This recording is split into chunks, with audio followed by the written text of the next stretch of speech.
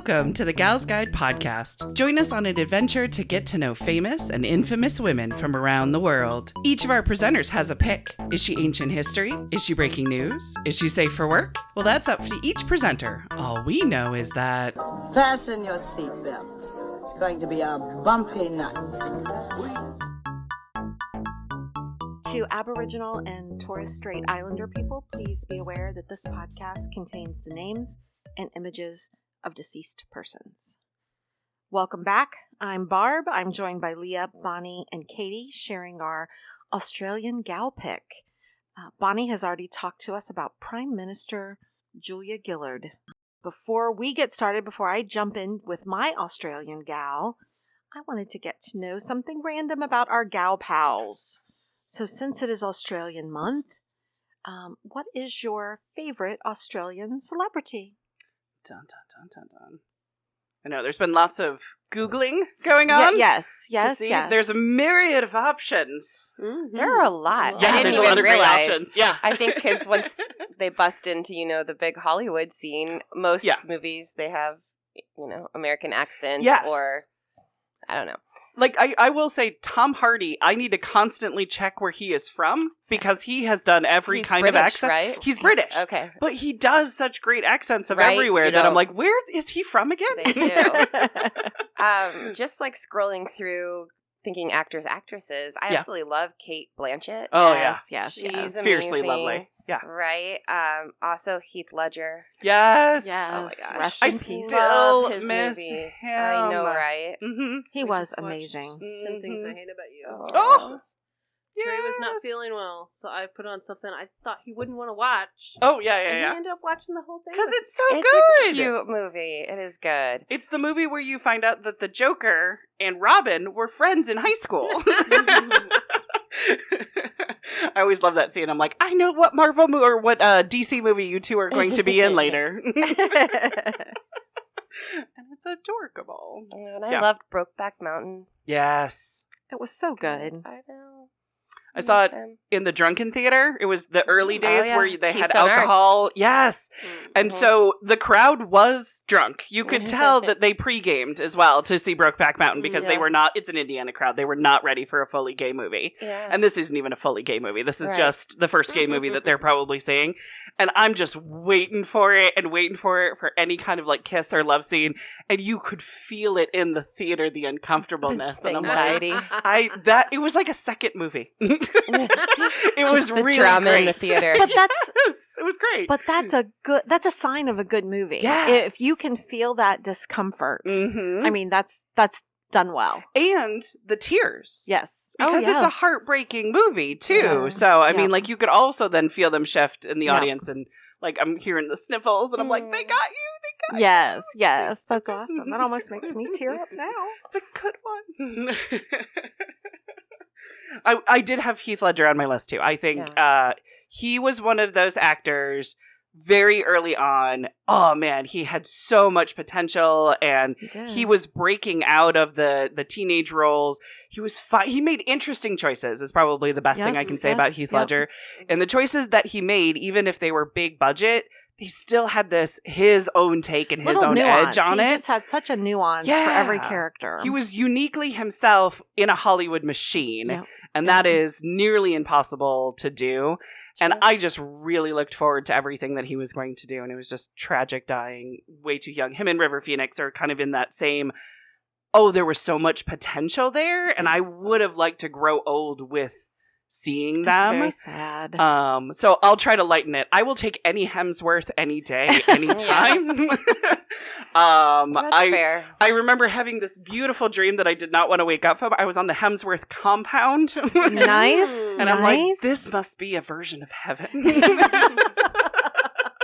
I mean, I will constantly quote Thor, make it a challenge for me. I mean, I do love the Chris Hemsworth specifically. Yes. What about you, ladies? Bon. I mean, Hannah Gadsby. Hannah Gadsby is amazing. Yeah. I'm still riding the Hannah Gadsby train for a while. We went to see her in Chicago. Mm-hmm. Amazing. Yes. And then Trey and I rewatched all of her stand-ups recently. Sweet. Nanette and Douglas and I can't remember what the one we actually saw was. What did they end up calling it? I can't remember what it was called. The one we saw. A feel-good comedy or something like that, maybe? Sure, yeah. The one with the bunnies. One bunny in particular. No, there's two. Yeah. Yeah, there's two. But it's good. So good. There you go. So Hannah Gatsby. Hannah Gatsby. Okay. Very good. Very Perfect. good. Barb, what about you? Well, I have a tie to country music, so Keith Urban. Yes. He is delicious on a plate. Yes. He's just such a beautiful man and has that just wonderful, wonderful voice. Mm-hmm. So I do appreciate some Keith Urban. There you go. I'm an 80s gal, so growing up in the 80s, I really liked Mel Gibson. He was in everything. And the Mel Gibson movies were so fun. Mm-hmm. And then, he just turned out to be... He ruined it for everybody. He did. ruining my 80s memories with just a bunch of bullshit. So Right. Exactly. Sorry, warning for those who are just tuning in. We just say whatever the fuck we want. Exactly. All right. Well, thanks. I like it. Thanks, ladies. I almost got a little teary-eyed when we were talking about. Well, I mean, still miss him. I know. Yeah. All right. So we'll jump into my Australian gal. Yes, please. Who do you have for us, darling? So I have Edith Cowan. Awesome. As she would come to be known. She was actually born Edith Dirksey Brown on August 2nd. Hold on, that's a cute name. Edith Dirksey. Dirksey Brown. Oh my god. The name of my next cat. Okay, there you go. Dirksey Brown. Yes. Don't you love that? So cute. So she was born in 1861. Okay. In Glengarry Station. And it's a sheep station. I had never heard that term before until I did this research. A sheep station simply means it's an area with land dedicated to sheep herding. Nice. Do they ride like the train? Are they like transported to and from? No, I think there's some cattle dogs that run around in this area, and it's just this big, wide area of land. I'm just picturing like a sheep choo-choo train, though. I know, right? Single file. All the little sheep get on the train. I think it's an Animal Crossing. I'm just picturing Animal Crossing is what I'm picturing. Yes. And then they all get on, and then they go to the next town. I think you're right there. Just make sure that all those people have Australian accents, and you're there. Exactly. And the cattle dogs are also right there, just making sure everybody's got their ticket. Yes. I love it. This area was she was in Western Australia. So there are 6 states in Australia and like 10 territories. This is actually one of the states, and it's on the far west side of the country. So I think a lot of times when we say Australia here in the States, we think of Sydney and the Sydney Opera House. Well, that's on the far east side of the country. This is like 2,500 miles away on the far west side. And she lived about 250 miles north of the state capital of Perth. So a lot of people have heard of Perth. Yes. That's probably, for us here in the U.S., that's probably the closest area for us. But yes, she was born to Kenneth Brown and Mary Eliza Dirksey Whitnenoom. Ooh. Kenneth was a sheep farmer. No. So good thing that he lived in a sheep station. In the right spot then. Right place, right time. Yes. He was also the son of early settlers for that area. Nice. Mary Eliza was his first wife. She was a teacher and the daughter of one of the first pastors in the area. Mm-hmm. So the family was well established, well respected, very well known. Unfortunately, Mary Eliza died in a subsequent childbirth in 1868 when Edith was only 7. It was very common at the time, too. Yes. Childbed, yeah. Yes. Yeah. Kenneth and Mary Eliza had 4 surviving children. So it was Edith. She had 1 sister and 2 brothers. Gotcha. After her mom died, Edith was separated from her siblings, and she was sent to boarding school in Perth. Okay. But she got an education. She did, and we'll certainly get to that. While she was in Perth attending her boarding school, Dad kind of experienced a fall from grace. Oh. So while he was very well respected, after the death of his first wife, and after multiple failed businesses, he became restless. He began drinking and gambling, and was noted for erratic behavior. Oh. Most of this was noted by his grandson, who would later become a writer. Oh, gotcha. So he finally relocated to Melbourne, And he married Mary Ann Tyndall. They had 2 additional children and ran a hotel together. However, he continued to struggle. He began showing some antisocial behavior. He was charged with assault on a local shop owner. Oh. And he was also charged with threatening to kill his wife. Oh, no. As you can imagine, went to a bad place. It was a very dark spiral that he was on. So, and as you can imagine, the marriage began to fall apart. Right. It later became, the threats became real, and it led to Marianne's death by gunshot in 1876. Oh, no. Kenneth was tried, found guilty, and hanged for her death. Oh, my goodness gracious. Edith was 16. Oh, that's one hell of a start to life. She had lost her mother. Yeah. She had lost her stepmother. Mm-hmm. She lost her father, all in very, very traumatic ways. Yeah. Oh, goodness. So she was moved from the boarding school to live with her grandmother in Guildford, which was a suburb of Perth. Okay. And she kind of became withdrawn. Yeah. But she did continue her education, to your point. But she took private lessons from an established former headmaster and teacher named Canon Sweeting, who created for Edith a love of books, reading, education, and instilled the value of freedom of thought and freedom of expression. Good. So she kind of came out of this dark cloud. Yes. But that took some work, I'm sure, as you said. That was a very hard start to life. She was a teenager. Teenager. Being a teenager is hard, full stop. Add on to that. Yes. I wouldn't want that at my 16s. No, I agree. So, although known for wanting her solitude, Edith was called into social work, specifically to social reforms for women and children. Yay. She hoped to improve the station of women in society and ensure care for women and their children. So this was, think about what she saw happen to the women in exactly. her life. Doesn't want it to happen to anybody else. Yeah, exactly. I can see how she was led to that. Exactly. In 1894, out of a reading circle, a reading club, book club, exactly. And with Edith's help, the Caracotta Club was founded. This club was based on advocacy for women and was heavily involved in the Australian suffrage movement, helping to gain women the right to vote in Australia in 1899. Edith would become their first secretary, an eventual president, a trustee, and a lifelong member. In 1879, she married James Cowan. He was a former postmaster and at the time, he was a registrar and master of the Supreme Court. Oh. So this is kind of her foray a little bit into more of the political scene. Gotcha. Interestingly, they had met at a primary school when they were both younger because the boarding school that she went to was administered by James's sisters. Oh, and that's how they met. So that's together, cute. Yes. Together they had 5 children, 4 daughters and 1 son. Her son would actually precede her in death at 42, but her daughters would all outlive her. Gotcha.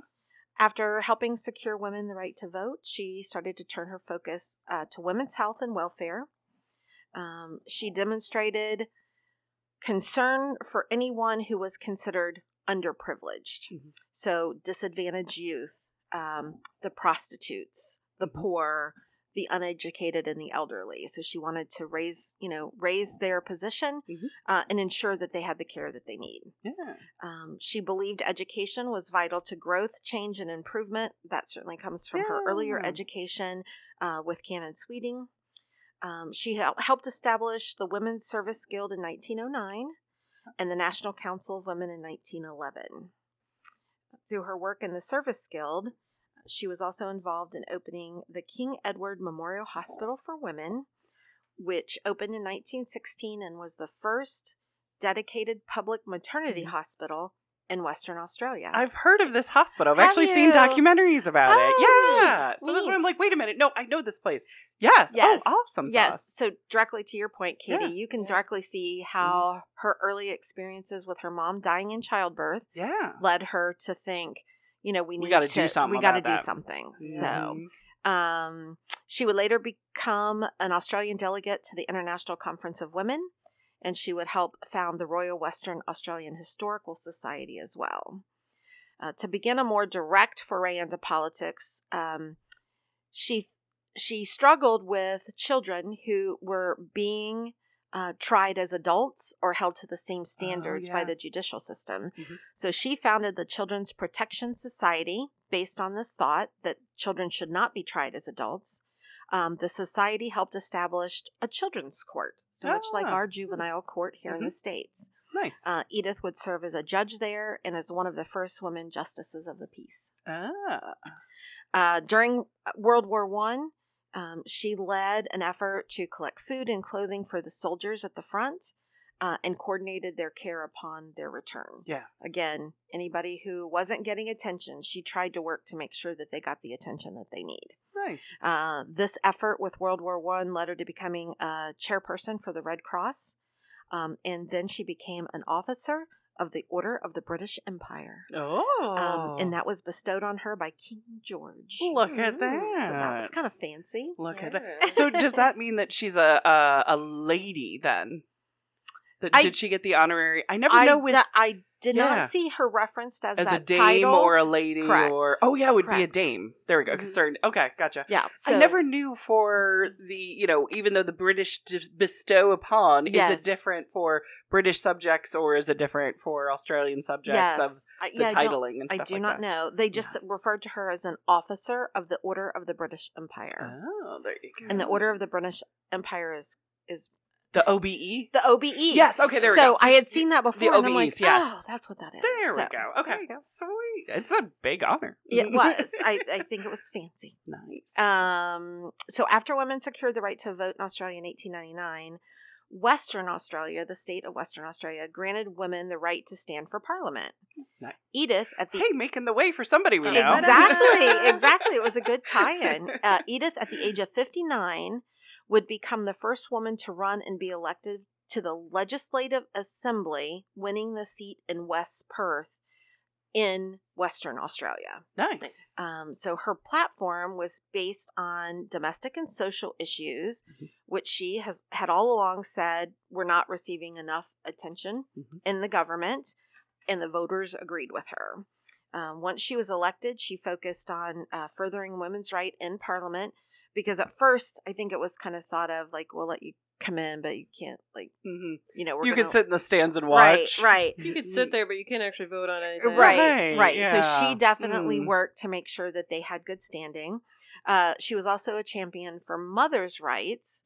At the time when she was elected, fathers' rights superseded. Yeah. And so she worked to get mothers equal footing with the fathers in issues surrounding their children. Nice. I think it came up because when a child died without a will, the father, had everything, and she wanted to make sure that there was that equal footing. Yeah. So she worked on that. I wonder if it was around the same time as like Susan B. Anthony and Elizabeth Cady Stanton were fighting for women's rights, because there was a onslaught of men who were alcoholics and who were not providing for children that they were, and so those children were stuck in the situation where they had to go to the father. Well, what if the father was ill equipped to take care of the children? Was there any protection? Right. So I wonder if it was around the same time-ish. And that's a good point, because her father was hanged when she was 16. Right. So there had to be somebody there to kind of oversee her. And it comes to the best person to take care of the kids. Right. Yeah, regardless of. Yeah. Right. Yeah. For her, it became her grandmother, since she lost so many. Edith also was the first to promote, or one of the first to promote, sex education in school via Parliament. Thank you. Yes.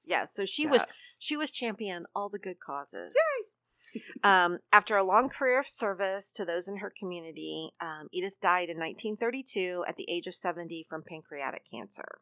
70s? Yes. Yes, I mean, that's pretty good. And I mean, she didn't start her the parliamentary career until she was 59. Right. So she had 11 years in. They said that she probably suffered for about 2 years. Her health had really gone downhill. It was a rapid. Yes. After her death, she received significant recognition for her contributions to health and welfare of women and children in Australia. The first civic monument to an Australian woman, the Edith Cowan Memorial Clock, was unveiled at Kings Park in Perth 2 years after her death. Aww. They said it was unveiled, even in the face of serious opposition stemming from gender bias that continued at that time. That's a nice little dig, though. At the same time, be like, I'm still unveiling this damn monument. And then in addition, she's mentioned in a memorial for women's suffrage at the park as well. And this park is the most popular visitors destination in Western Australia, visited by over 5 million people a year.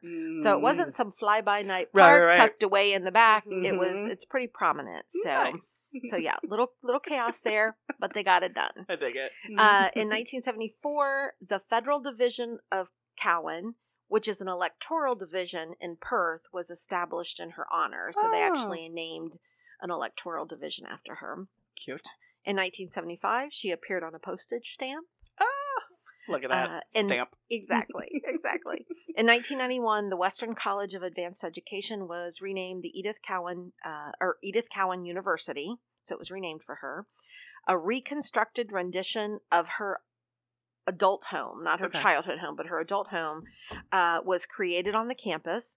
And it currently houses the Peter Cowan Writers Center. Oh, Peter was the grandson. Oh, that's cute. He was particularly active in later years, recording his family's history, because they were settlers and pioneers, in that area. He also wrote a biography of his grandmother entitled A Unique Position, and that was published in 1978. Cute. So, and the other thing that I found for her likeness appears on the back of an Australian $50 note. Yes. And it's still in circulation today. I was going to ask, isn't she one of that's on the money? Yeah, she's on the money. Yes. She is on the money. So lots of nice tributes to her for many years of service to the underprivileged or women and children and those who just needed a little extra help. She always tended to them. Again, like we talked, based on her early experiences, her traumatic childhood. She kind of took that and said, not for anybody else. Yes. Enough is enough is, I think, kind of what it is. So, So, I dig it. That was Edith. Look at that. And Bonnie has a new name for one of her animals, for one of her future animals. Dirksy Brown. Dirksy Brown. Dirksy Brown. I like it. Too cute. I like it. I dig it. Any questions? That was fantastic. I know, right? I really loved reading about her and all of her experiences. She's one of those ladies, though, that makes me feel exhausted. I'm like, how do you fit all that into one life? It does seem like, this led to this, there's somebody new to help. Yeah. So 59 to start your career in Parliament. Like, that was the part that was probably the most exhausting to me. I'm like, I am totally not up for this. That's at this point in my life. Retirement. Right. Wait, no. It's supposed to be going less into stuff. the sunset, not riding into the fire, which is, I think, what she was doing. Right. So. Too cute. All right. Do you want to wrap it up for us? I can wrap it up. Well, that wraps it up for us this week. Join us next week when another Australian is picked to share as Gal's Guide podcast continues. Thanks for listening. Want to learn about more women of history? Gal's Guide opened a unique women's history lending library. Come visit and explore our collection. Learn more at galsguide.org. Thanks for listening.